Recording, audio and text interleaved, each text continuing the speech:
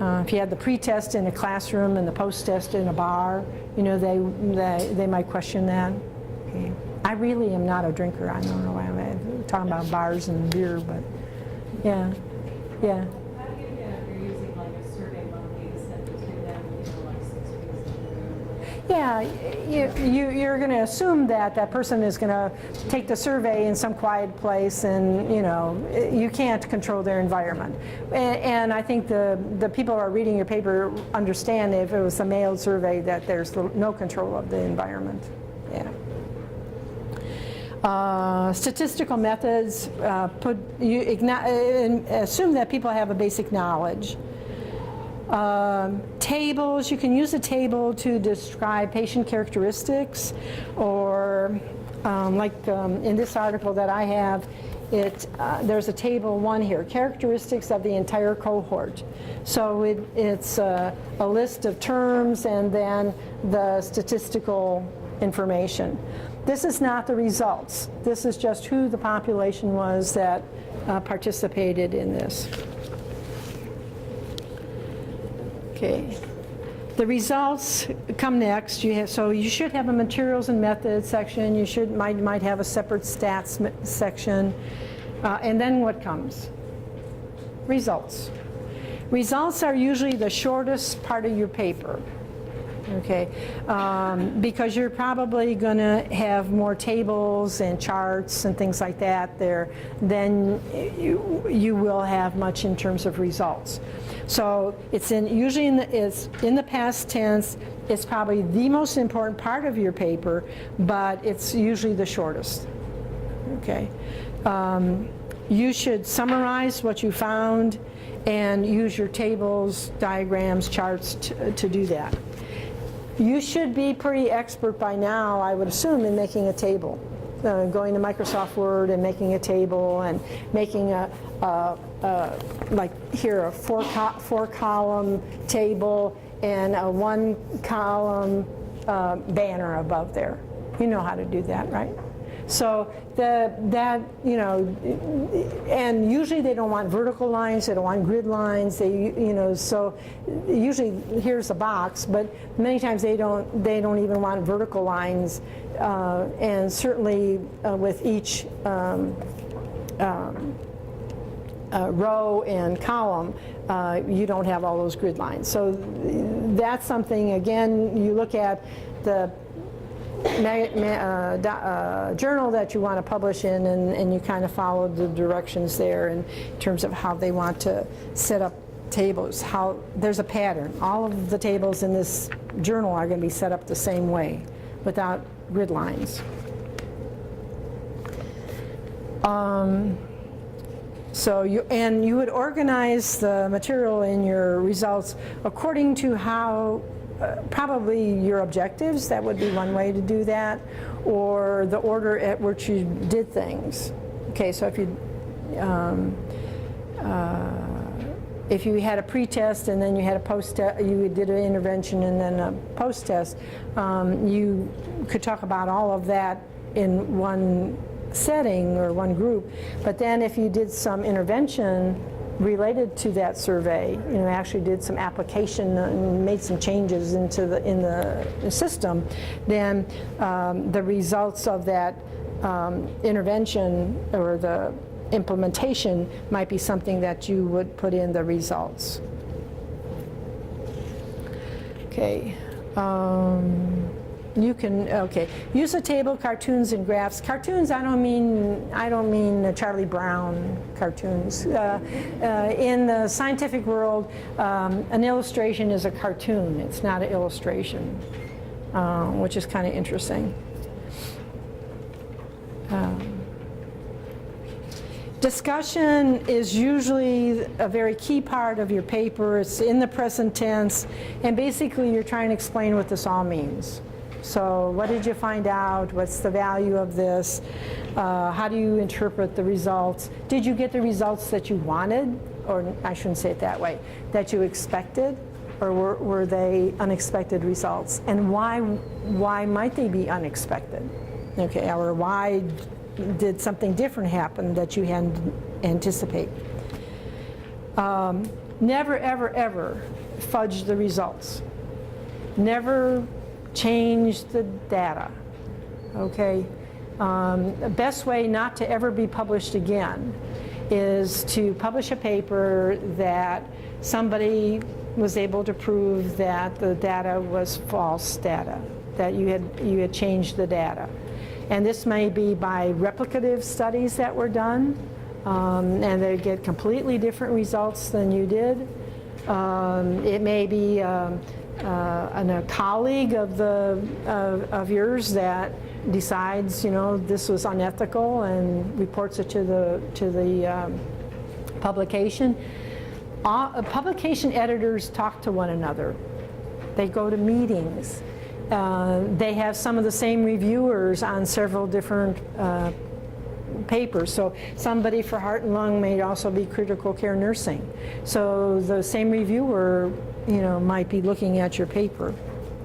Which, by the way, means you never, ever, ever send more than one copy of your paper for review at a time. When you pick a journal that you want to publish in, and hopefully the best journal that fits your document. And then you go ahead and send them off. You could ask them a query letter. I have this paper. Would you be interested? Or you could just send off the publication. They will copy it and send it off to reviewers. Those reviewers will give their comments back, hopefully within a relatively short period of time. Either accept it, not accept it, or revise it. If you got to revise it, then you revise it, unless you don't want to go through that bother, and then you're not going to publish in that document, in that journal. But since reviewers are reviewers for more than one journal, if they get an article from Heart and Lung from you that you authored, and then they get another article, the same article that you authored from Critical Care Nursing, they're going to say, hey, this person's fishing. They're trying to find a journal that will accept their document. So you have to wait. You have to wait until, with American Journal of Nursing Education, Journal of Nursing Education, it was a year before my article got published. And that was kind of frustrating because by then maybe things had changed quite a bit, and how recent is the article. But if you can get a pretty quick turnaround time, maybe 2 months, 3 months, anticipate that. If it gets rejected, then you can send it off to somebody else. But don't ever, ever, ever send it off to more than one journal at the same time. Okay, that's unethical. And the editors will talk to one another, and you will have trouble getting published. Say the article's accepted and it's probably for the same one, and then you send it to someone else? No. If it's published in one journal, it cannot be published in another, because the journal then owns it. It becomes copyrighted by the journal. And you can't use that same article and put it somewhere else. It's only one place. If you could take, let's say you did a fairly big study, and you're just publishing part of the study, then for another journal you could look at what you didn't publish and publish that. But it has to be different. It can't be the same thing. Question. My advisor had told me that I want to start query journals that will take my manuscript. Yes. Is that, was she saying to pick a couple different journals and then query them and see?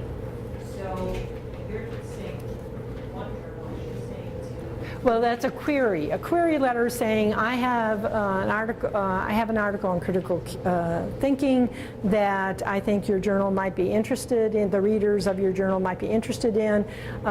It's based on a study I did while I was in my doctoral program.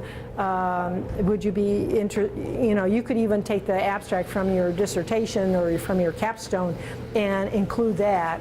But and then ask, is there any interest in publishing this? And then you get, maybe a couple no's, and then you get a couple yeses. And then when you get the couple yeses, you decide which one, when you're ready to send off the manuscript, which one you want to send it to. So query, don't give them a manuscript. No, just query. Yeah, you're just asking, are you going to be interested in publishing this? Some journals will have their whole year set up in terms of what they want to include, that the hit topic is ABC, and then for January, February, March, and April's XYZ, and so that for a whole year the topics are already set. If you don't know what those topics are, then you want to find out, should I have published this a year ago or last month, because they're not going to cover that topic for a while or ever. Yeah, but don't ever send your manuscript off to more than one at a time. Yeah. What is really the benefit of the query? I mean, do non-students do that? I guess I've not really heard of that. Well, I think, because you may not be sure, that the journal that you're thinking you want to publish in is going to be interested in your paper. I mean, you should know enough about the journal. Are they going to want to know what your results are before they're going to decide? No. They want to know whether their readership would be interested in the topic that your research is a focus of. They're interested in the readers, because the readers are the subscribers. The readers, are keeping them in business. And so they're looking for topics that fit them. Topic on substance abuse and medical illnesses. Well, would JAMA want that? Maybe, but it would have to be pretty general for the general medical population. If it's a journal of substance abuse, yeah, then maybe that would be a more focused journal. So, journals have editorial boards that pick and choose what kinds of things they want to publish, and you may not know what those criteria are. Okay, literature cited. Okay, whoops, on the page 6, I'm at the end there. State the conclusions. Again, you want to restate this, what did you find? So what? And are there questions, more questions? If you do a research project, you're going to find out that there's more questions after you finish the study than you had before. Which is great, because then you can do another study based on one of those questions, and you have a lifelong research plan. Okay? I mean, I wish I was one of those persons, because I've published lots of different kinds of things, and except for the studies I did with the VCAM, I did that for 10 years or so, but I never got into it long enough to get something that I could publish. Okay, I was always helping the anesthesia get their students get their research hours in, and so I teaching them how to feed the cells and keep them alive and stain them and things like that. But if I, look back, if I would have started all of that when I was 25 years old, I would have a lifetime career on one research project rather than bits and pieces. So, but your research, your capstone project will probably point out other areas that need to be explored. Okay. Footnotes, avoid them if you can. Those are those little things with the superscripts, and it's better to try to not put them in there. If you take copyrighted material and put it into your capstone, you have to get copyright permission from the publisher or from the author in order to use the copyrighted information. And anytime you create something like a survey and you put it on paper, in print, and it's printed somewhere, or at least parts of it are printed somewhere, it automatically is copyrighted. Okay. You don't have to go to Washington, D.C. and the Copyright Office and fill out forms. If you created something and it's published and it's not a duplicate, you haven't plagiarized it from somebody else, then you own the copyright on that. But when you publish something, the journal and the book companies usually own the copyright. So if we wanted to take something out of our book and put it into an article, we'd have to go to Cambridge University Press and ask permission to quote this paragraph and put it in this article or book chapter or whatever, because Cambridge University Press owns the copyright. You give that up. You give up ownership of the printed material once it's published. Okay. If you cannot use a Charlie Brown cartoon in your published document, your capstone, even at the university level, without permission. You have to go to, well, Charlie Schultz isn't around anymore, but there are people who are caring for his copyrights, and so you would find out, where, could be a family member, it could be a publisher or something like that. My younger son, when he was doing his dissertation, he's into artificial intelligence, and he did his dissertation, and he found something in of a colleague who had published something, and he wanted to use it in his dissertation. Unfortunately, the man died. Okay, his colleague died, and so he couldn't ask permission. I mean, 100 years. You have 100 years, I think, is if you can live long enough. If something was published 100 years ago, usually you don't need to have to worry about copyright. But anyway, so Andrew says, what am I going to do? So he basically went to the family member of this person and said, I would like to include, and I will acknowledge where I got this from, this information in my document. The son wrote you may have my permission to use da da da da, and that got put into the appendix of the project. So be very careful with copyright, very careful. Faculty tend to misuse copyright. I mean, I used to pass out articles of, from Heart and Lung or whatever. That's in-class use, but it's better that I would collect them then, rather than have you take them home with you. So you have to be careful with that. General considerations there. The very end one is probably what I need to say something about, is the periods with the Latin abbreviations, i.e., e.g., VS, via. Avoid those words in the first place if you can, okay? But realize, too, that there is a difference, whoops, yeah, this is right pen, between IE, that's I, sorry about that, and EG, okay? They are not interchangeable, okay? They do not mean the same thing. IE means that is, okay? EG means for example. So if you're talking about something and then you want to, say something about, I can't think of anything off my head real quick, and you do IEG, then basically you give an example of what you are talking about over here. The animals in the zoo were frustrated 15 minutes before the earthquake yesterday. And for example, the lions were racing around the pen, or the flamingos were, huddling together, right? So that's an example of, you're trying to say the animals sensed the earthquake was coming, okay?